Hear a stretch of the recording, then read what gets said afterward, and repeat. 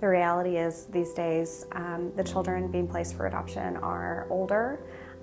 They're going to have some type of a special need. It could be more of an emotional special need or medical needs, but it is a reality that a lot of people are not aware of. And so when they're asking about international adoption, wanting to learn about it, and we help them know that truth, it can be disheartening for some people and be a turnoff. Once a child ages out, the age in China is very young. As soon as a child reaches their 14th birthday, they're considered no longer eligible for international adoption, and there's just not a lot of hope for them. They can oftentimes be left on the streets and with just the clothes on their back, and then they just hope for the best. There are no guarantees in international adoption.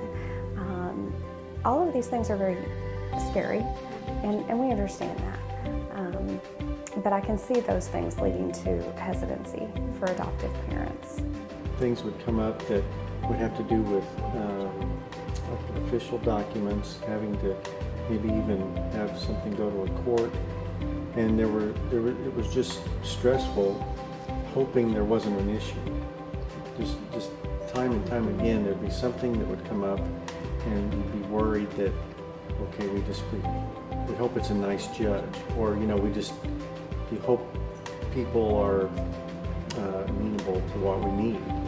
I would say emotionally it was the waiting and the unknown of when it would happen. I think the hesitancy comes from unknowns, when adoptive parents don't know what to expect for the process as a whole, the unknowns for a child's background.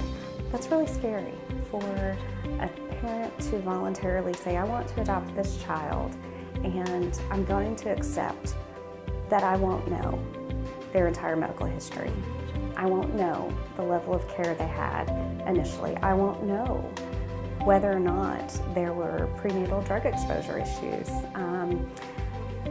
I may not ever know what his history was with his mom and dad. I won't be able to answer the questions that he has.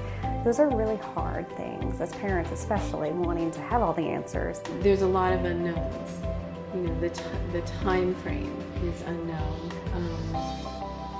There are times when you're given a piece of information and then they come back and say, no, that's not true, it's going to be longer, and so that's discouraging. We've had a lot of friends who have been on international adoption lists for years and years and years. And so I think that concerned us too, is just kind of if we're ready to adopt now, but we won't actually get a child for maybe 5 to 7 years, what is our family going to look like? What are we going to look like? There's so much paperwork.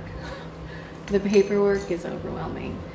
It was the process. I think the process was intimidating to us. International adoption is an outrageous amount of paper and red tape and bureaucracy and procedure, a lot of which has very good intentions behind it. We started the process somewhere around 2005, 2006, 2006, and then we traveled to China in 2012.